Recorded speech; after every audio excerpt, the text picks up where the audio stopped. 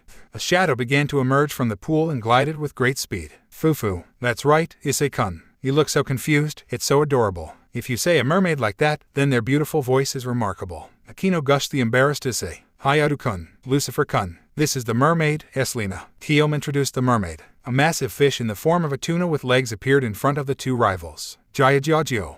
Seriously, Volley deadpanned. He was really beginning to regret considering Issei as his best friend. He had to stop hanging out with him. Ha, Issei chuckled nervously, exactly what it says, huh. A mermaid. There's no way this pile of seafood can sing. Volley said in doubt. How rude. Eslina, sing a song for them. Kuoh ordered the mermaid. Jioso. Eslina began to sing in a husky voice, prompting Issei and Volley to cover their ears. For Lucifer's sake, stop before I stab it with a harpoon. Volley shouted. There. Issei widened his eyes when he felt someone touching him. He looked up to see Kaneko patting him on the head. Kaneko-san, this is horrible. Volley groaned. Well, there seem to be mermaids that look like the ones in stories, but this is the typical one. Kuoh said as she sipped a cup of tea. Bullshit, Volley shouted. Jia. Issei looked over to see Eslina groaning out in pain. What's wrong with her? He asked worriedly. Aurora, this is bad. She's dehydrated. She would die, because she won't be able to breathe when she comes up on land. Kuoh answered him. Then return her to the sea. Having her live in the depths of the sea would make both her and me happy. A shadow suddenly emerged and returned the mermaid to the pool, before approaching the Occult Research Club and Student Council. It was a bird-like monster with a coxcomb on his head, a beak for his mouth and wings on his arms. Aju-sama, your father will be arriving very soon. Yes, I understand, Kuoh said. Oh, I still haven't introduced him yet. He is my personal bodyguard who is also the sky monster, the Birdman, Takahashi. He is also the one Hyoudou-kun and Lucifer-kun will be using. Strange, Birdmen are supposed to be legendary monsters that live on Easter Island. The host of D-Drag looked to see Zenobia tilting her neck. The girl was so quiet, he almost didn't even notice her. Looking at Issei and Volley, Takahashi smirked and walked over to them. So you two are the legendary dragons who Aju-sama requested for help. The men who are possessed by the Sekiryute and the Hakuryuku. Fufufu, I see, you two have a good look. I'm Takahashi. My name is Sky, which stands for Glittering Sky. Let's get along. Issei smiled as the bird shook his hand. Yeah, sure. Oh, great. Now he's making friends with birds. Volley muttered. This was not going good for the vanishing dragon. A snow gorilla, a tuna with legs, and a human with a bird's head. He now officially hated his best friend. My precious Kuai, Ryusuke to Issei with a coy smile, do your best. We will also back you up. Rolling his eyes at Issei's bashful smile, Volley turned to look at Rias. Why did you accept the Beast Tamer's request to borrow Hyoudou in the first place? Rias smiled and looked over at Issei. Because I also had trouble with an engagement. And my lovely Issei saved me from it. Issei nodded. All right, then I'm ready. I will do my best. Yes, to be expected from my lovely eyes. Rias smirked as she rubbed Issei's cheek.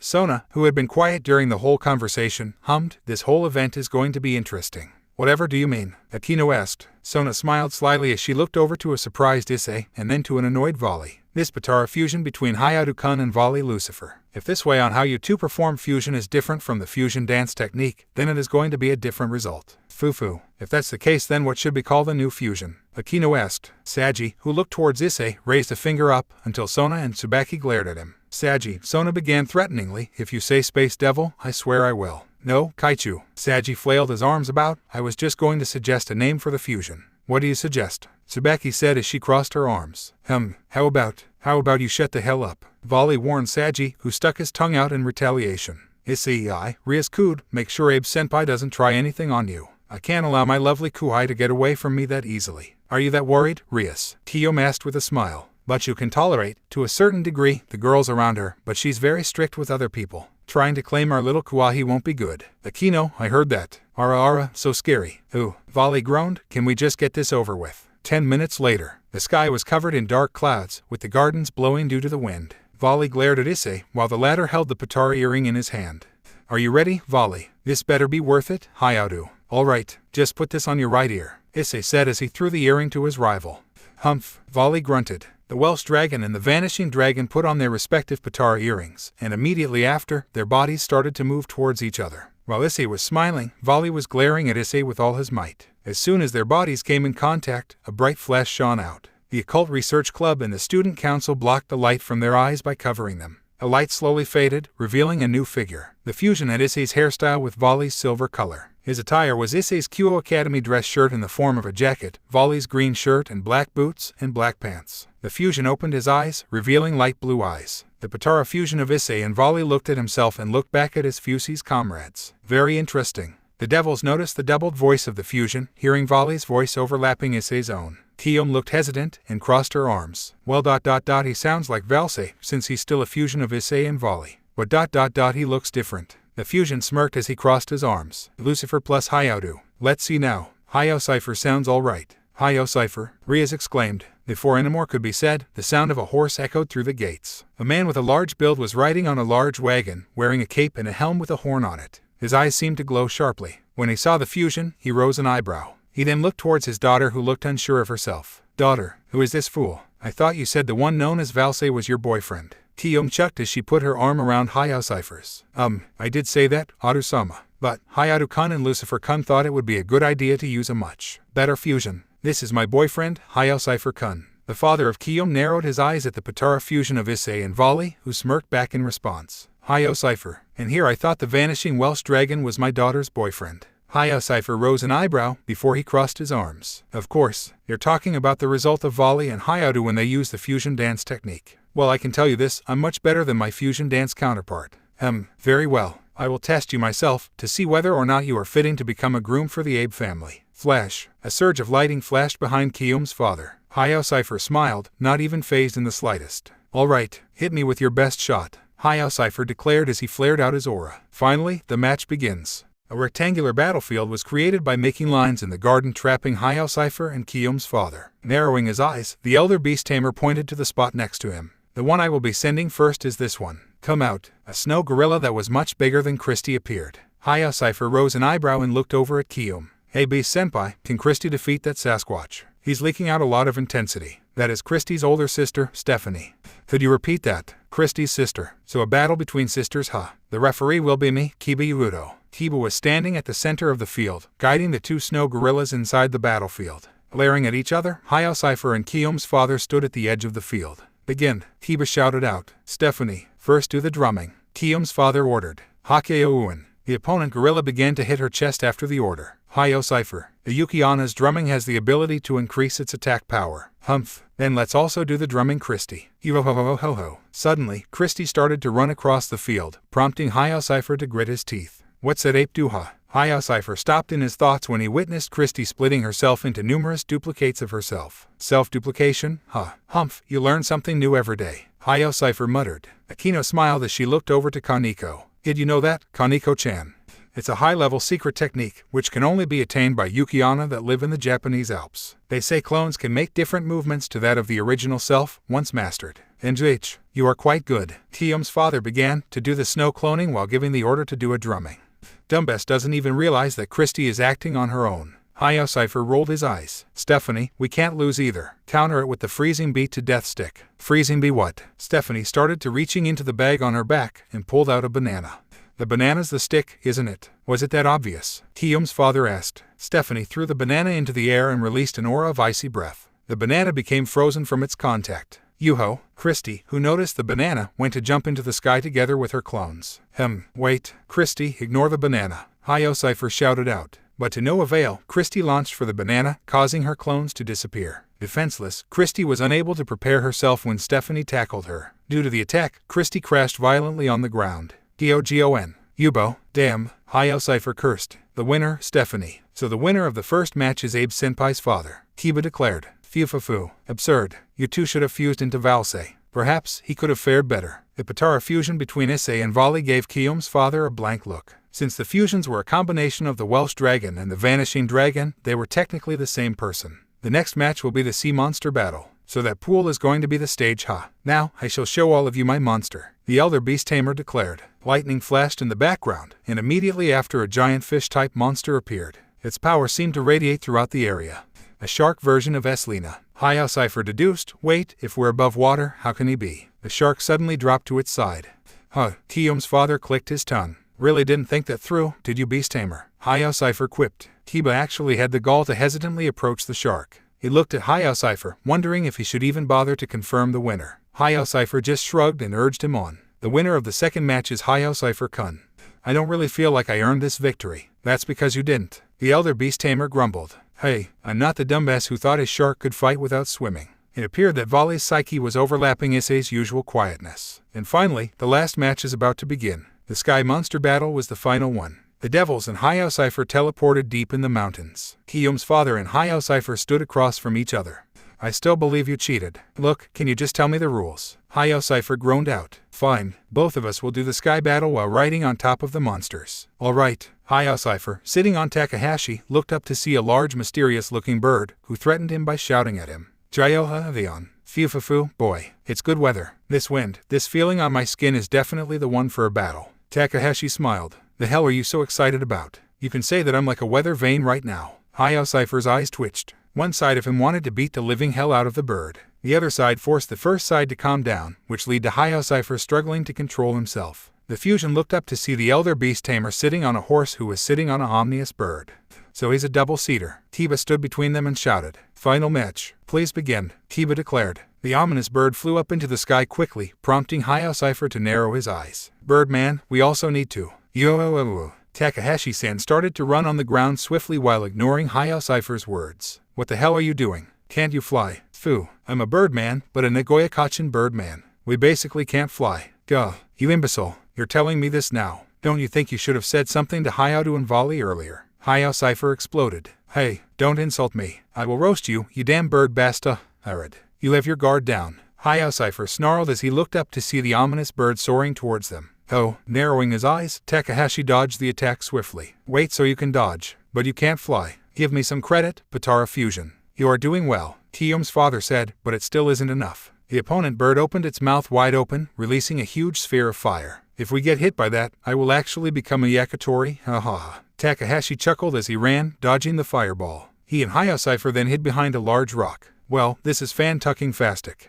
Hayao Cypher grunted. Relax, Patara Fusion. You have to be calm at times like this. There is a saying in my family. They say that if you take 3 steps forward and 2 steps back, you will have a clearer mind. Wait, what was I doing again? Where is this place? Who are you? You look like my relative Yoshida-san. Are you Yoshida-san?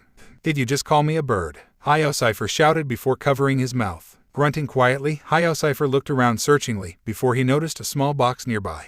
Was that box always there? The fusion didn't really want to find out what was in the box, but it's not like he had any other strategy. Sure, he could use the powers of Issei and Volley, but as the former psyche told the latter, it wouldn't be fair. Damn Hyoudou and his kindness. Hayao Cypher grumbled about his fusi. Shrugging, Hayao Cypher went to open the box, and he widened his eyes. It was a young kid with platinum blonde hair and pinkish violet eyes. The person's hair was styled in short bob cut with several small fringes over the forehead, and had pointed ears. Who are you? The kid stammered about, and looked up at Hayao Cypher. Hello, my name is Gasper. Oh, you're a male. What are you, a cross-dresser? Gasper stammered again and looked away, ignoring the fusion's question. I was sent here. But you said she wants me to help Senpai and Volley who is in danger. So Ria Senpai wanted to help Hyoudou and Volley? That sounds like something she would do. Hayao Cypher guessed. So what can you do? I can stop time. Really? That's convenient. I will do my best. Hayao Cypher nodded to Gasper and looked closer at the box. A letter was attached to the box, revealing Ria's name. Do your best. I know that you will win. To my lovely eyes. Smiling at the letter, Hayao Cypher looked over to the bird that had caused him so much misery. Takahashi-san. What is it, Yoshida-san? No, my name is Hayao ... Just forget it. I have a plan. Wave your hands at that ominous bird after leaving this rock. I don't really get it, but there is no reason for me to decline Yoshida-san's request. Poor bastard went without any second thoughts. Hayao Cypher shook his head. As soon as Takahashi lifted his head up, he was discovered instantly. The ominous bird headed for his opponent at a great speed. Casper, that's your target. Freeze it. My name's Gasper. A red light suddenly emitted from the box, and the ominous bird Guillaume's father stopped in its pace. Crap, the elder beast tamer uttered out. Takahashi flew towards Hayao Cypher and Gasper and smiled. He and the ominous bird crashed down onto Takahashi. Hayao Cypher hissed in response and looked away. Whoa, that's gonna leave a mark. The screams of Takahashi echoed throughout the mountain. It is my loss. Looks like I have to permit your relationship with my daughter. I will cancel the engagement. Kiyome's father grumbled. It was fun today. I want to meet you again on the battlefield, Yoshiai-san 1 and Yoshiai-san 2. Takahashi greeted the unfused Issei and Volley. Issei smiled and shook the Birdman's hand, while Volley scowled angrily. Yeah, well, I don't want to meet you again. The Vanishing Dragon muttered. It was nice to meet you too, Takahashi-san. Issei complimented to the Birdman. Hyoudou-kun. Issei turned around to see Kiyome in front of him. The beast tamer had a blush on her face. Thank you for today. Thanks to you, the engagement was cancelled. Issei smiled wider. Hey, it wasn't just me. Volley helped too. He then looked over at Volley, who crossed his arms. Thanks, Volley. I couldn't have done it without you. Damn right you couldn't. Even if it was a sudden request, Kiyome held Issei's hands. I was really happy that you and Volley fought very seriously for my sake. The beast tamer isn't acting her prideful self. Your fusion looked a bit amazing when he fought together with Takahashi and the others. Issei noticed that Kiyome's body was shaking. Kiyome-senpai, are you alright? If it's okay with you, Kiyome began, how about tonight we go for din? Oh, Kiyome. At the call of her name, Kiyome turned to see a smiling Rias. Issei didn't know if he was imagining things, but he could have sworn Rias' smile was forced. Noticing Rias' stare, Kiyome smiled and looked over at Issei. Looks like there is no chance for me to win after all, Hyoudou-kun. Well, it looks like you and Volley-kun accomplished the request safely. Thanks to you, Rias-senpai. Issei nodded energetically. Where is everyone? Volley asked, his mood seemingly lifting a bit. Everyone went home at once to take the prize received from Kiyome-san's request. Items related to different types of monsters, which they would be taking back to the club room. Did you want to come to the club room with us, Volley? Issei asked. Hell no, Hyoudou. I've had enough nonsense for today. And don't forget, I get to pick whatever dimension we go to next. And I already have an idea on where to go. Well, where did you want to go? A dimension in Mount Olympus. I heard that somewhere, a Spartan warrior has a vendetta against the Olympian gods. A vendetta. You'll see when I tell you when I want to go. Volley said as he ejected his devil wings. I'll catch you later, Hyoudou. The vanishing dragon flew away from Issei and Rias. Smiling widely, Rias kissed Issei on the cheek. Now, my precious Kuai, let's go home together. We can buy some taiyaki on the way back so we can eat it with everyone. Fufufu, looks like it will be a date to the taiyaki shop. Issei smiled in response. Hugging Issei closely, Rias rubbed his head lovingly. I feel the happiest when I'm like this. Rias whispered. Akino-senpai, what's wrong? Aiz-kun is going to abandon me and have fun in Kyoto. Don't worry, Akino-senpai, it's just 4 days and 3 nights. I think, we'll see each other again though. 2 whole days, I won't be seeing you. I could die of loneliness. What? Wait, don't say it like that. Too cuckoo. Lucky partner. After the battle between Hyoudou and Kiyome's father, Issei had decided to go to his house to finally relax. Sadly, or fortunately, Akino had taken that time to sneak into Issei's room. Akino smiled and placed her hands on Issei's cheeks. So, for tonight, I will refill 4 days and 3 nights worth of you. Refill. I don't get what you're saying, Akino-senpai. Fufufu. Such an adorable little kuai, making me feel so hot seeing you all innocent like that. Issei widened his eyes at Akino's last sentence. Did he hear that right? Apparently innocence is bliss. The young man really wished D-Drake would stop his personal commentary. Akino's smile widened as she neared her face closer to Issei's own. Before her lips could approach his, a menacing voice rang out. Akino, what are you doing to my lovely Issei? The ultimate sadist and Issei turned their heads to see Rias glowing with a dangerous aura, emphasizing the crimson blood color of her hair. Yufufu, don't tell me you're jealous, Rias. I just wanted to play with Issei for a little bit. I just went to take a bath and so you came to seduce Aiz. How daring have you become? I was always daring all the time. It's though you barely know me. Akino's smile twisted into a sinister smirk as she rubbed her body against Issei. The host of D-Drake widened his eyes in surprise, noticing the anger within Rias rise just slightly. Akino, Aiz is clearly mine. He is my most adored little Aiz. You are going too far. Aren't you forgetting us? Ria's pupils constricted as she turned around to see Kala Warner and Rainier. The 2 busty fallen angels strode over to Issei and hugged him tightly, with the taller of the duo smiling darkly. Are you sure Issei-sama belongs to you, devil? Kala Warner replied. After all, he is his own person. You stay out of this. Rias shouted. You can't just claim Issei like he's an object. And here I thought you were a compassionate devil. Rainier teased Rias. Like you have a right to talk, you damn. Well, partner, how are you going to get yourself out of this one? Partner, the Occult Research Club. Oni-sama. Any particular reason why Sarai-org is here? Issei blinked as he stood next to Rias and her family members. As far as he knew, Issei wasn't that familiar with any of Rias' family members, with the exception of Surzech's. In either case, Rias' father and mother seemed to have taken a liking to him. A tall and handsome young man with black hair and violet eyes stood in front of them, looking right at Issei. Yes, he came expressly to deliver some fruit, especially from Bale territory. How thoughtful of our cousin. We were talking about how Rias should visit the Bale household to express our gratitude sometime. We were talking about a few things for the next match. Rias, he has no special requests about the rules, except that all complicated restrictions be lifted from the rules of combat. Serzech replied. Hearing Serzech's words, Rias narrowed her eyes. Sarayorg, that is to say, no matter how many uncertain elements there are on our side, you will accept them all, is that what you mean? Her cousin smiled in response. That is correct. Whether the vampire that stops time, or the Sekyryute who wields immense power, I will take them all on. If I cannot handle your all-out attacks, how can I call myself the heir of the Bale family? With piercing eyes, Sarayorg gazed at Rias and then shifted his eyes towards Issei. Issei stood silent as he felt the energy radiating off of Sarayorg.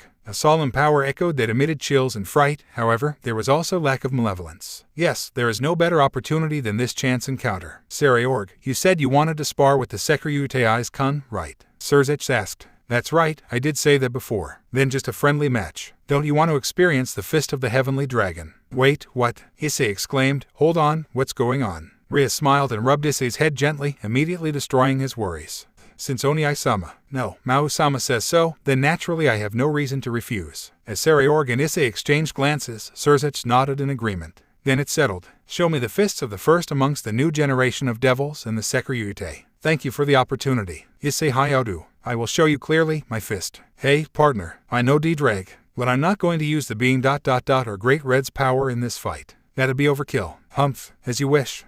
A crimson red aura flowed around Issei and took on the form of dragon armor. Giant dragon wings spread across from Issei's back, and the young man prepared to lean his fist back. Sarayorg smiled and vanished for a moment. I am no ordinary devil, Issei Hyoudou. Prepare yourself. The cousin of Rias reappeared and then landed a punch to Issei's back. Ouch! The devil widened his eyes and shook his hand, blowing off the pain. Blinking within his armor, Issei hesitantly walked over to the damaged Sarayorg. Hey, are you all right? Ah, this really surprises me. This man from the Bale family was rumored to have trained his power and durability to the max. But now, on the bus, Issei looked out the bus window as he and the rest of the students drove to Kyoto. Sitting with his arms crossed, the young man sighed. You know, partner, we still have a long time until we get to our destination. Perhaps it is finally time for you to learn something new. Issei was now more aware as his interest was piqued. Depths of the sacred gear. Issei opened his eyes to see that he was in a white space. In front of him were various round tables and chairs, with figures that held blank expressions on their faces. D-Drag, who are these people? The young man looked to see a youthful senior with a similar age and body build as him. Amongst the past Sekyryute, he is closest to your age. A real genius who awakened Juggernaut very early. However, he was drunk on power and was carelessly killed by another Longinus wielder. Do you mean Vali's dragon? Albion.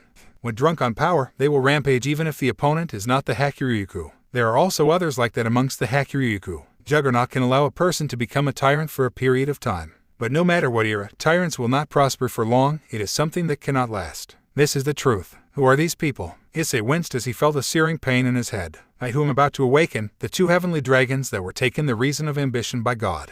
D-Drag's host shook his head and sighed. Sorry about that. Is it true? As the reincarnation of the Dragon of Dreams finally entered the depths of the boosted gear, Issei looked up to see a young woman standing with long wavy blonde hair and a slim and trim body clad in a full-body dress. Yes, D-Drag. It's been a while. Who are you? Issei asked again. Partner, this is Elsha, foremost amongst the past Sekyryute. Of all the female wielders, she is definitely the strongest. The strongest female Sekyryute. You make such a cute face, reincarnation of the Apocalypse Dragon. Amongst all the lingering memories there are only two exceptions. I am one of them. Well, even within the sacred gear I am hidden very deep, so usually I don't come out here much.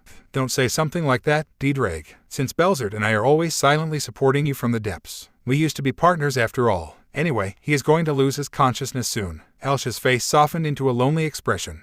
In case you're wondering, partner, Belzard is the strongest male Sekyryute. Truly a strong one, he even defeated the Hakuryuku twice. He defeated Albion twice. Elsha smiled at Issei's wonder and took out a box with a keyhole. D-Drag, it seems that you have an adorable host. Anyway, I would like Issei to have this. A key suddenly manifested onto Issei's hand. The so-called key isn't literal. The box and keys are just metaphors to make things easier to understand. What is contained in this box are the delicate possibilities of the Sekyryute. Originally, it is something that cannot be opened nor recklessly faced. However, Belzard says perhaps you can do it. Of course, because it is you who is Great Red reincarnated, that is why we feel you will be able to do it. Suddenly, Elsha began to laugh. Fufu. It just occurred to me. Vanishing Welsh Dragon. I watched it with Belzard together. The fusion of the Sekyryute and the Hakuryuku. After coming to this place, it was the first time he and I were able to laugh to our heart's content. Wait, you saw my fusion with Vali? Issei asked in shock. Don't be shy. And D-Drag, please don't get depressed. Lighten up a bit. There has never been a Sekyryute this fun. To perform fusion with the host of Albion really made Belzard and me happy. Since whether it was Belzard or I, neither of us came to a proper end.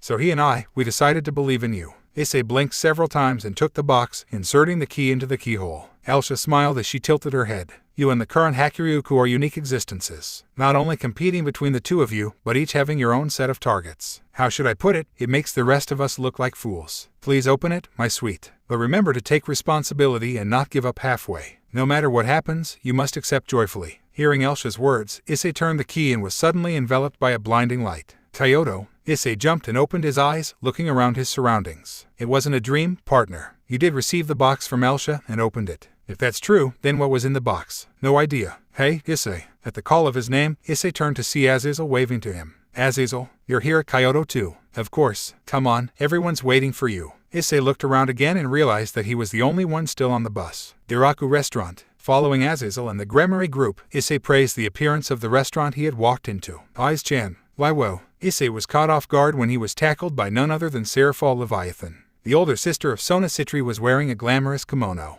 I'm so glad you could make it, my little chipmunk. Kyukikuku, chipmunk, space devil, slap, ouch, quiet, Saji. Recovering from Seraphal's hug, Issei turned to see Sona, Tsubaki, Saji, and the rest of the student council. It's good to see you, Hyoudou-kun. Sona greeted. Hey, Sona-senpai. And everyone else. What are you guys doing here? We are the student council. We spent the whole afternoon helping the teachers. Tsubaki informed Issei. The food here is really good. Especially the chicken dishes are exquisite. Sekyryute-chan, you and Saji-kun must really eat up. Seraphal immediately ordered more dishes. Eating the delicious food, Issei rose an eyebrow as he thought of a question. Hey, Seraphal-sama. CHHA chipmunk. I mean Levitan. Issei revised his sentence. What are you doing in a place like this? Smiling widely, Seraphal made a Kuriboshi pose and tried to reply, only for Sona to answer. One-sama came here to secure the cooperation of the Kyoto Yokai forces. One-chan, you didn't even let me speak. Putting her chopsticks down, Seraphal put her face into a frown. Anyway, it looks like there is an unusual situation.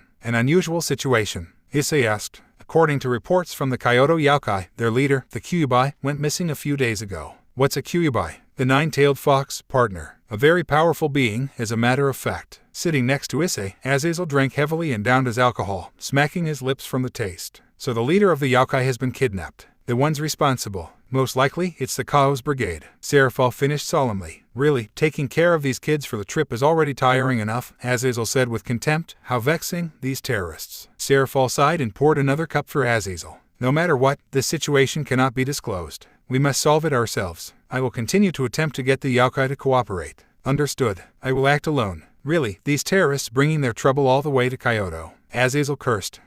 Well, that didn't last long. Well, is there something we can do? Issei offered. Not to worry, Aiz-chan. Seraphal forced a small smile. Hey, no buts, my little chipmunk. Seraphal cooed, much to Issei's embarrassment. Just enjoy your time in Kyoto. Well, it seems you and Issei have become friends. Shut the hell up, Biku. The descendant of the Monkey King smirked as he watched the leader of the volley team perform his push-ups. He had noticed that the Vanishing Dragon was in a more or less foul mood, evidenced by him muttering something about stupid Hyoudou and those blasted Patara earrings. Either way, Biku knew it was fun to bug the hell out of Volley. Admit it, you consider the Welsh Dragon as your best friend. That's stupid. Hyoudou and I are destined to be rivals. It's been like that from the beginning since the Welsh Dragon and the Vanishing Dragon have existed. No matter how strong Hyoudou thinks our friendship is, there will come a day when we have to fight.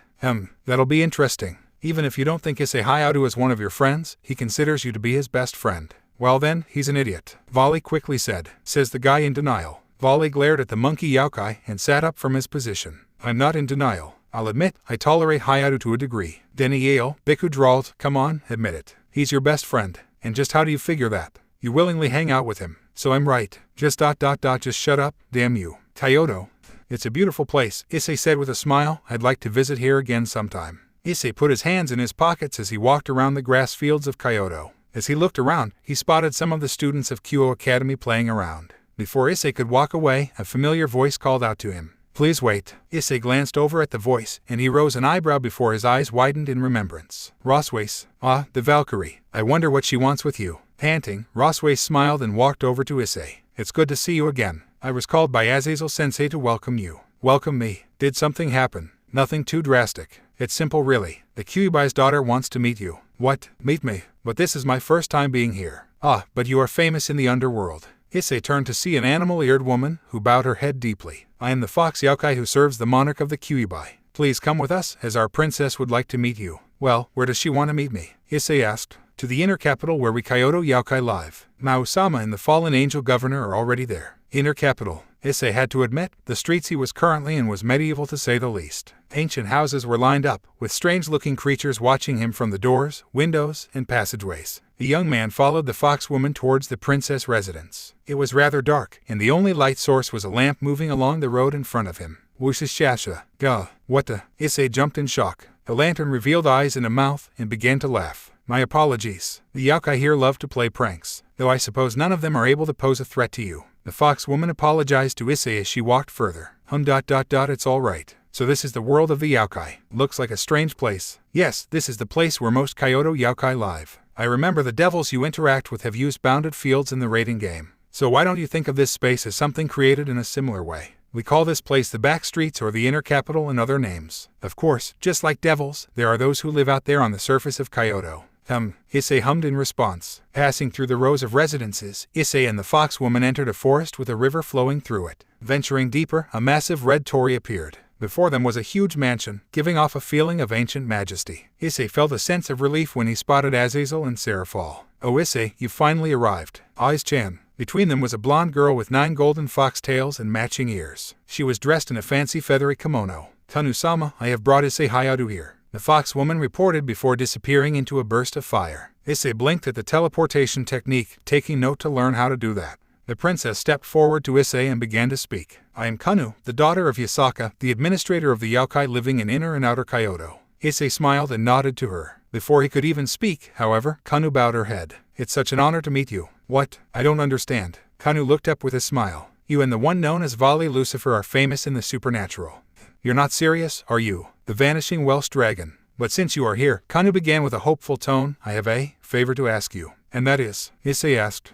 I want you to help me find my mother. The painful cry for help from a young girl. Now where have I heard that before? Aiz-chan, Seraphal began, the leader of the yokai in Kyoto is the Kyuubi Yasake. She left her house a few days ago to meet with Sakura's messengers from Mount Meru. However, Yasaka-san failed to show up at the meeting place. The yokai began to investigate and discovered one of her dying guards, the Karasu Tengu. On his last breath, the Karasu Tengu told the other yokai that Yasaka-san had been attacked and kidnapped. Azazel revealed to Issei. So this is no joke then, Issei deduced. Kyoto Mansion. Issei, Azazel, Seraphal, Kanu, and some Kyoto residents sat inside the mansion. Once the various factions decided to ally, this kind of thing has been happening. Last time with Odin, Loki came, right. This time, the enemies are the terrorists. Azazel complained unhappily. On Kanu's side was the fox woman from before and a long-nosed old man. According to what Issei was told, the old man was the leader of the Tengu and had a deep relationship with the Kyuubi since ancient times. Governor Dono, Mao Dono, could you help find a way to save Yasaka Heim? No matter what, we pledge our full cooperation, the old Tengu requested. He handed over a portrait to Issei. It was a beautiful blonde woman in a priestess outfit. So this is what the 9 tails look like. That's the portrait of Yasaka Heim, Seraphal informed Issei. What we can be certain of is that the kidnappers are still in Kyoto. The fallen angel deduced. What makes you say that? Issei asked. The flow of Kai in all the regions of Kyoto is still stable. The 9-tailed fox is in existence responsible for maintaining the balance of Kai flowing from the different areas of this land. Kyoto itself can be considered a large-scale force field. If the Kyuubi left this land or was killed, then Kyoto will undergo dramatic changes. Since there are no signs of that, it means Yasaka Heim is still fine, and the kidnappers are likely still around. I've already ordered them to investigate in detail. Devils familiar with Kyoto have also been mobilized, the older sister of Sona said with a serious tone. Kanu placed her palms together and bowed her head deeply. The fox woman and the old Tengu also bowed with her. I beg you, please lend your power to save my mother. No, please lend your power to me. I beg you. Issei's eyes softened at the sight of a young child begging with a trembling voice. His expression hardened as he bumped his fists together. You don't have to worry, Kanu-sama. I'll help you. And think about it, partner. Just think, when you save the 9 tails, she will surely give you some kind of reward. Issei looked around and widened his eyes when he saw a strange mist floating up from under his feet. Narrowing his eyes, Issei manipulated his energy and transmitted away. Toji-Sakayu. Reappearing, Issei spotted several new presences, who revealed themselves to Issei. Over at Toji-Sakayu, the appearance of several new presences could be felt. From the light mist, figures approached and revealed themselves to us. Pleased to meet you for the first time, Sekirute. The one who greeted Issei was a black-haired youth wearing a school uniform resembling Han Chinese clothing. He carried a spear in his hands. The spear gave off a powerful pressure. Who are you guys? Issei asked in genuine curiosity. The youth in the middle patted the spear on his shoulder as he looked at Issei. I am Cao Cao, the descendant of the famous Cao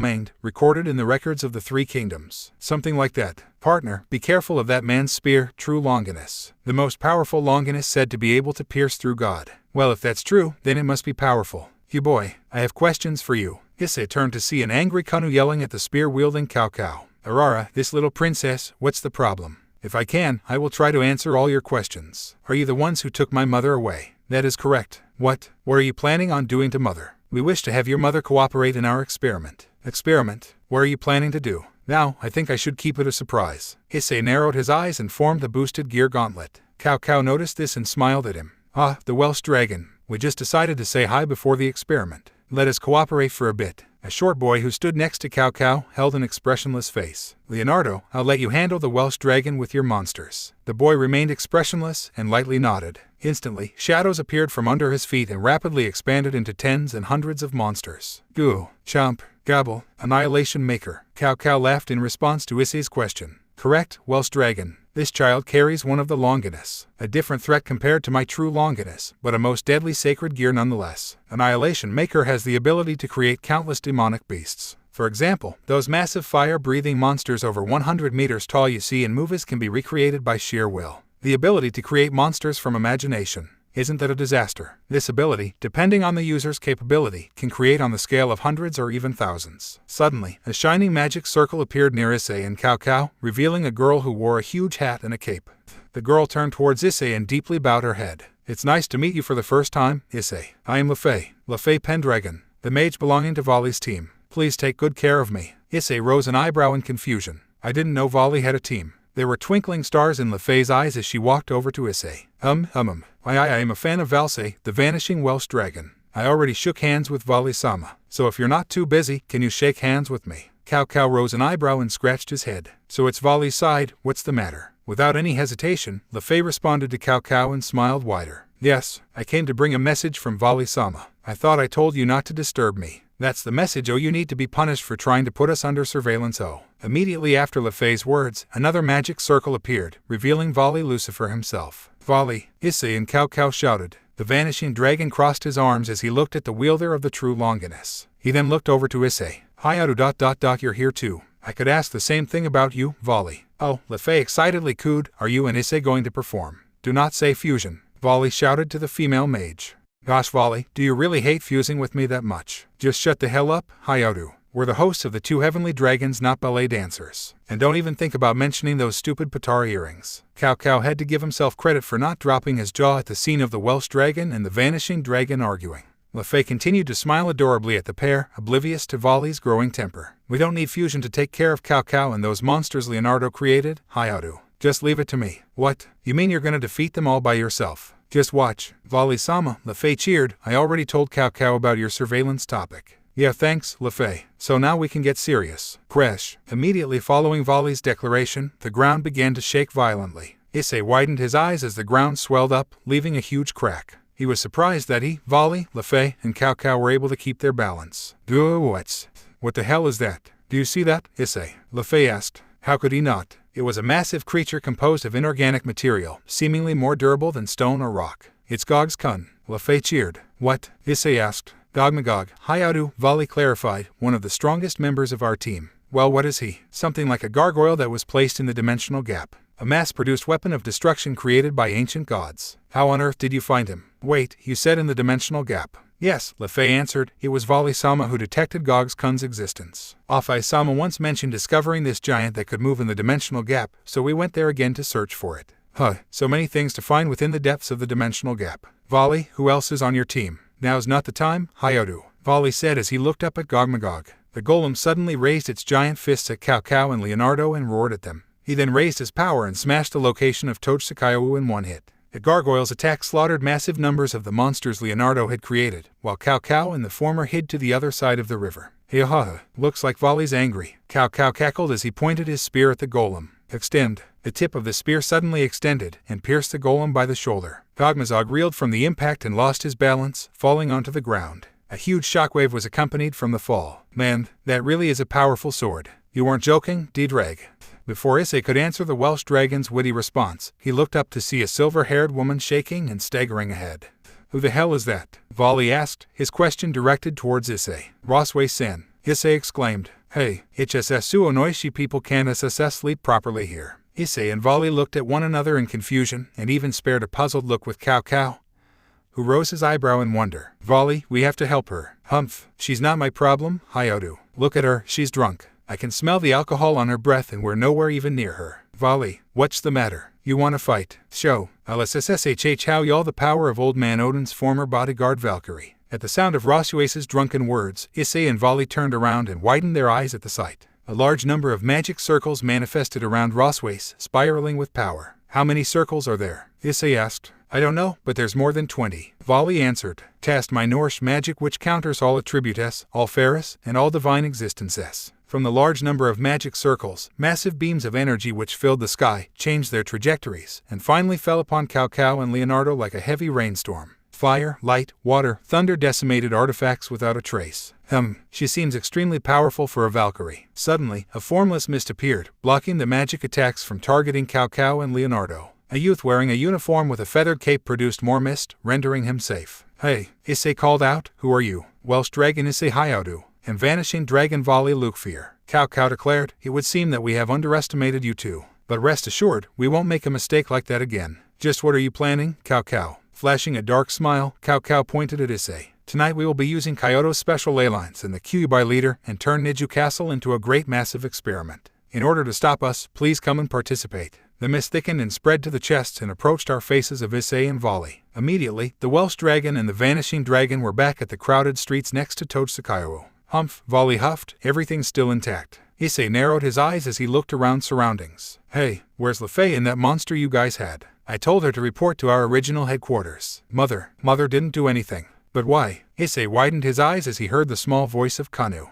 He turned his head to the side and saw the child weeping. His eyes softening, Issei walked over to her and stroked her head softly. Not even Volley could suppress his worried gaze. Issei Hyoudou. Volley, the Welsh dragon and the vanishing dragon turned to see Azazel, who was holding unconscious Roswace. I think we need to talk. Issei's room. Azazel glanced at the members of the room, which consisted of Issei, Volley, the Occult Research Club, and the Student Council. In front of the fallen angel was a map of the entire Kyoto area. So from what Issei, Volley, and I have seen, we need to make up a strategy, so let's start explaining our battle plan. The area center around Niju Castle and Kyoto Station is now in a state of high alert. All devils and fallen angels stationed in Kyoto have been mobilized to search for suspicious characters. The Kyoto Yokai are also providing us with assistance. Though we still haven't confirmed the movements of the Heroes faction, we have successfully detected an ominous presence concentrating at Niju Castle as the center. An ominous presence? Kiba asked Azazel. Yes, from ancient times, Kyoto was a city constructed using the principles of yin-yang and feng shui like a large-scale magic circle. As a result, there are many special power spots, like Seimei Shrine Seimei Well, Suzumushi Temple's Kafuku Jizo, Fushimi Inari's Pine Tree Hizamatsu-san and others. Locations with incredible auras are too many to count. However, the flow has currently gone turbulent and is gathering at Niju Castle. Saji, who was sitting on Issei's left and sipping a drink, widened his eyes and did a spit take, splashing Volley on the face. Glaring hatefully at Saji, Volley got up until Issei placed a hand on his shoulder to calm him down. Muttering an apology towards Volley, Saji wiped his mouth and looked over to Azazel. What will happen? No idea, but definitely not something good. Since they plan on using the Kyuubi leader who controls the ley lines of this city to carry out some kind of experiment. We will use this key point as the basis of the entire plan. Issei narrowed his eyes as he lowered his eyes to think. First are the Citri servants. Azazel began, you will be on guard in the area around Kyoto Station. Guarding this hotel is also your job. The hotel itself already has a strengthened barrier, so if anything happens there will be a safeguard. Still, if anyone suspicious approaches, you Citri servants will be responsible for handling them. Understood, the Citri group replied.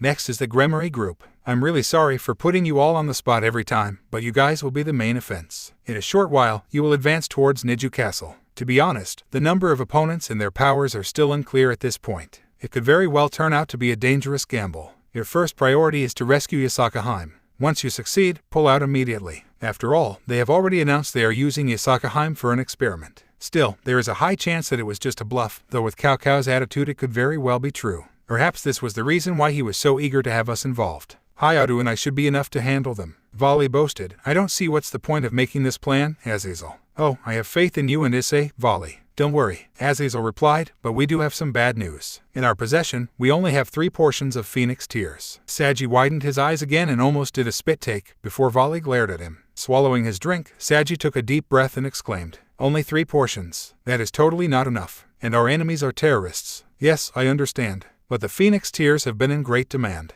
All the strategic strongholds of the various factions have less than ideal supplies. From the very beginning, tears were never something that could be mass-produced easily. The Phoenix family has been extremely busy. What was originally a valuable commodity has become even more precious with jacked-up prices. That's a shame. Ignoring Dedrag's amused yet indifferent tone, Issei looked up as Azazel straightened himself. So that's the situation. These tears will be divided to give 2 portions to the main offense, the Gremory team. 1 for the Citri. Please use them with care. He then looked over to Saji. Saji, you will fight along with the Gremory servants. Me? He asked. It's because of the Dragon King, isn't it? Vali guessed. Yes, that is correct. Azazel answered. Vritra, the Dragon King state will be very useful. The black flames conceal the movements of enemies as well as absorb their power. Issei widened his eyes at the information. I didn't know he had a dragon sealed inside him. You didn't. I could have sworn I told you that. That's not a problem. But I will easily lose my consciousness and go out of control in that state, Saji admitted. Azazel sent his eyes towards Issei and Vali, who rose eyebrows in response. The fallen angel then smiled. No problem. Issei and Vali will help you with your dragon. What? Vali questioned. What about Ria-senpai and the rest? Issei asked Azazel. Kiba was here with them, but the rest of the occult research club weren't, and Issei knew that. Yes, I wanted to tell them, but it looks like the time is not right for now. They are currently back in Gremory territory. There are reports of riots in some city located within Gremory territory. They have most likely gone to handle that. The fallen angel then clapped his hands once. So these are the plans I proposed. I will also search for those terrorists directly from the skies. So everyone will be taking their positions in 1 hour. If you find anything suspicious, report to one another immediately. And try not to die. Until the moment you get home, a school trip is still a school trip. We will protect Kyoto with our lives. Understood. Lobby. While that was a great meeting, Vali said sarcastically. We just have to be careful. Issei stated. Hey, eyes, Vali, come over here. The Welsh dragon and the vanishing dragon turned to see Azazel walking towards them. The fallen angel smiled as he took out a crimson jewel from his pocket. It was just now. There was molester incident just outside the hotel. I happened to be on scene, so I beat up the guy who wanted to fondle women's breasts. And then this thing came out from his body. I was thinking if it could be a jewel from a molester's body. Vali repeated, why the hell are you giving it to Hyoudou? Yeah, I have to agree with Vali. Hey, partner, do you remember what that jewel is? Issei squinted as he peered at the jewel, trying to remember. Oh yeah, it is. Just as I thought. We analyzed this jewel and found within it your energy. Azazel nodded. Azazel gave the jewel to Issei, and the latter held it out to look at it closely. Yes, no mistake about it. I can feel our pulse from it. No, wait, what is this? What's up, Dedrag? I have investigated a bit about this jewel. The contents of the box, your potential. It has been passed around Kyoto through all sorts of different people. By touching others' breasts. What the hell? Vali exclaimed. Issei widened his eyes at Dedrag's words. What are you talking about, Dedrag? Azazel hummed. Maybe it has something to do your little harem expanding, Issei Hyoudou. With them always pressing their breasts against you, it must have popped into your mind somehow. Vali blinked several times as he stared at Issei, who moved the jewel away from his face. Hey Welsh dragon, the descendant of Lucifer began, what's the situation with this jewel? No idea. Power is definitely stronger. But power gained from touching the chest of various people in this city, this ... is just strange. So partner, have you finally begun to notice the girls trying to jump you? Took you long enough to notice. Vali muttered. That doesn't matter, Rosswace uttered moodily. Now Ice-kun has to find a way to compensate all these victims who became arrested. But I didn't mean to make the jewel that way. Issei exclaimed. Don't worry, Azazel began, I will think of a way. But I wonder if Ice's potential is trying to gather some kind of special power. For example, Ice's body contains something other than dragon power, perhaps something like breast power. But the being, or I guess I could call him the other great red, likes motorcycles. Humph. If you think about it, partner, the being might be trolling you again, messing with your power. Ooh, I feel like vomiting. Rosswace groaned. Are you okay, Rosswace-san? Issei asked. Don't feel sorry for her, Hyoudou, Vali said as he crossed his arms, getting all drunk and out of control, and vomiting non-stop back at the hotel. You're not in any position to lecture others, Valkyrie. Glaring at Vali, Rosswace muttered some unintelligible words and got up from her seat. Let me go to the washroom. The vomiting Valkyrie, Azazel quipped. Anyway, as the owner, why don't you hold on to that jewel, Eyes? Who knows if its power might leak for some reason or other. For some reason, I don't think I want that power to leak out. Vali grimaced. Neither do I, Issei admitted. Wanting to get off the subject, Issei turned to look at Azazel. Hey, what kind of person is Cao Cao? I mean, the one in records of the three kingdoms. So, how do you interpret him? I don't really have a lot of knowledge about that kind of stuff. He was Liu Bei's opponent, Hyoudou, Vali answered, a villain. Though the real Cao Cao did kill many innocents, as Issei began, he is responsible for important political developments, and his most important feature is gathering and developing human talent. Talent? Issei asked. Yes, no matter their family background, Cao Cao would use anyone as long as they were capable. Due to this, the state of Y became a strong meritocracy. The heroes' faction's Cao Cao has also set his eyes on gathering talent, but ironically, with strong prejudice. It is reported that he recruited all sorts of special ability users. However, the current Cao Cao differs from his ancestor in his focus on humans. With neither devils nor angels under him, he gathers all kinds of talent, but limited to humans only. This is the only principle the heroes' faction stubbornly maintains, and is most incomprehensible. And to reach their goals, they will even use brainwashing to create members for terrorism. That's not right, Issei said as he narrowed his eyes. They can't do something like that. Welcome to the real world, Vali stated. Taking a deep breath, Issei looked over to Vali. We can't let them do something like this, Vali. That's why we have to help Kanu save her mother. Humph, I don't need you to remind me, Hyoudou, Vali muttered. And hey, as Issei said with a cheerful air, maybe you two will have the opportunity to perform fu. Shut the hell up, Azazel, Vali shouted. Okay, sadly the chapter is over. And if you enjoyed, just leave a like and subscribe with post notification. So when the next chapter is ready, you will be notified. Okay, see you in the next video. Bye.